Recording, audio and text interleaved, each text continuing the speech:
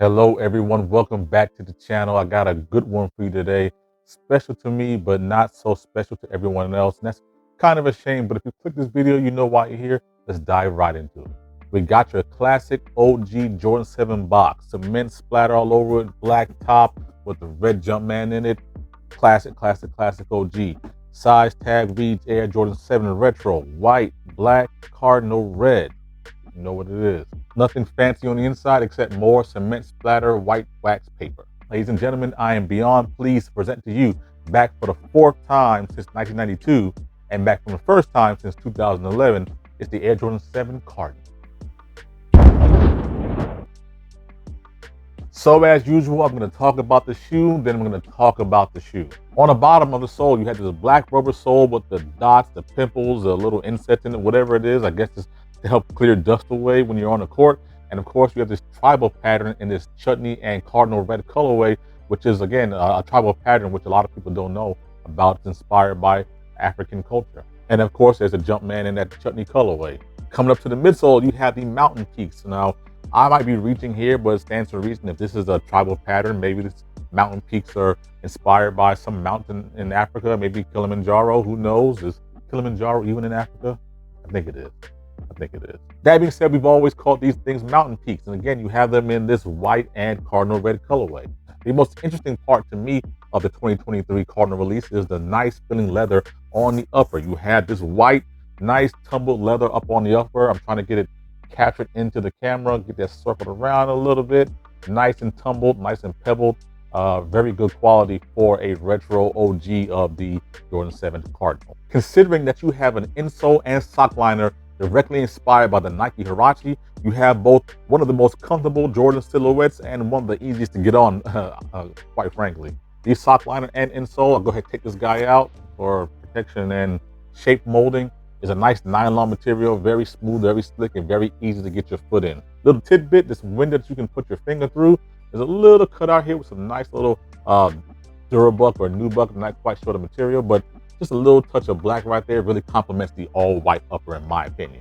Again, another nylon tongue that comes from the bottom all the way up to the top. Now, typically on an Air Jordan 7, you have that African tribal print that comes all the way up to the top, and one of the cool tidbits about every Air Jordan 7 that has that tribal print on it is that no two pairs are exactly alike.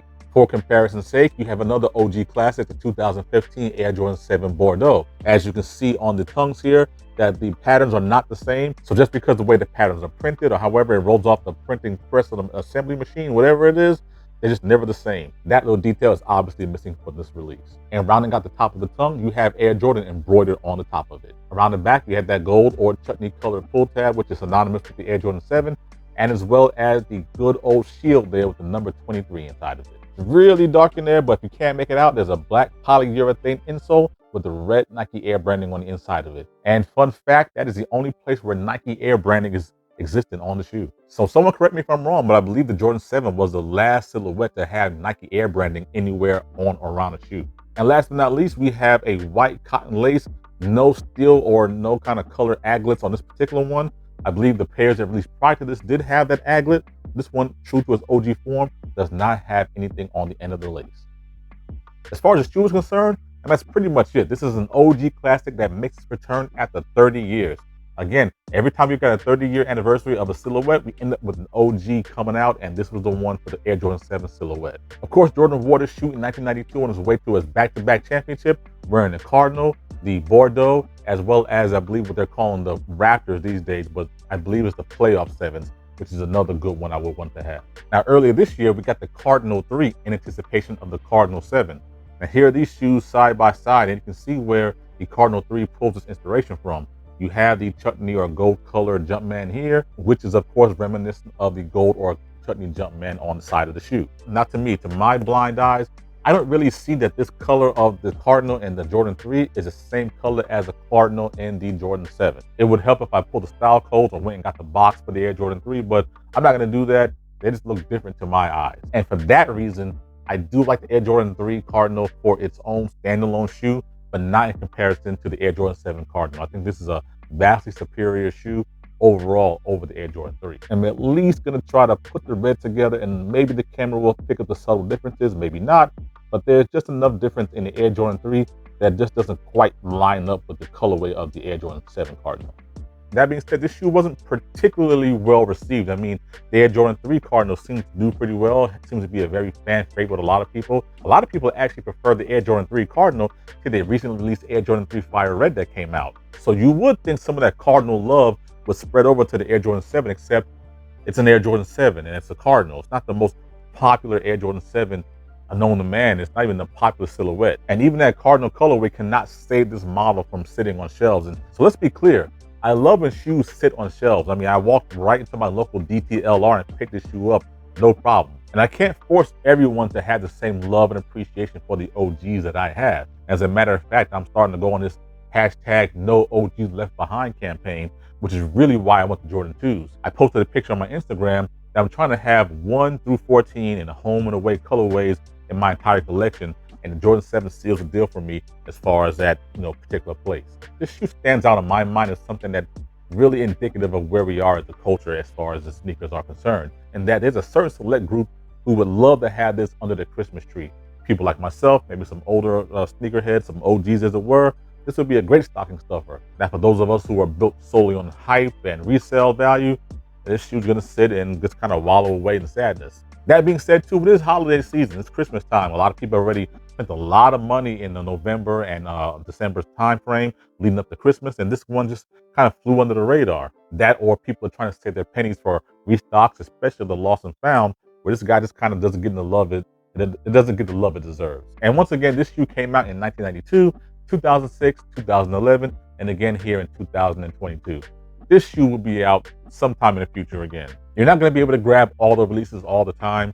So if you had to sit one out, I mean, maybe now's the time to do it. But for me, for my collection, this was a must-have. As far as sizing is concerned, Jordan 7s can run a tad bit big, so feel free to go true to size or size down to your liking. As usual, I always have to talk about resale because that's what you guys are interested in. And there's no resale value to this shoe at all. All there is left is a nice OG that you want to have for a price maybe below retail on the aftermarket, and no money to be made, which is, I like this. Actually a good thing for me. And that's my little 2-cent rant about the Air Jordan 7 Cardinal. I like it. I love it. I'm glad to have it. I'm going to be wearing this shoe a lot during the springtime. It's going to get dirty a lot faster here in the winter. But other than that, it's one of the best shoes. For my hashtag no OG left behind campaign, I can tell you right now, all of the OG colorways that released this year are going to make a solid top 10 consensus in my top 10 sneakers of the year. So you'll see this one again. Just in case I haven't got you guys convinced, I'm going to go ahead and go outside and put this shoe on foot. I mean, it's not very difficult to dress up. It's a white, black, and red Jordan. I mean, you can't really mess that up. But for those of you who are a little bit on the fence, like I said, I'm going to go outside, put this guy on foot. No lace swaps. I will not be swapping laces of OG colorways. It's not going to happen. No, sir. But thank you guys for a beautiful 2023. I got one more OG I'm trying to catch before the year is out. Hopefully you guys are sticking there with me. And man, I love y'all. I appreciate you. I'm out of here.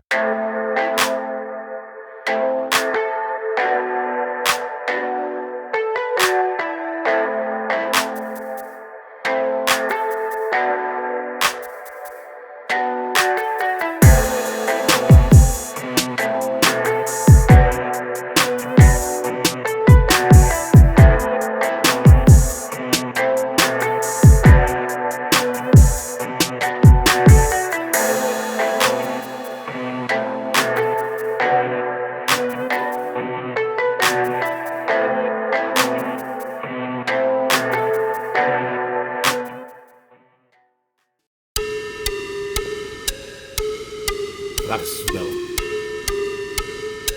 Oh, the original cut. There it absolutely is. I might like it better than the 2020 version.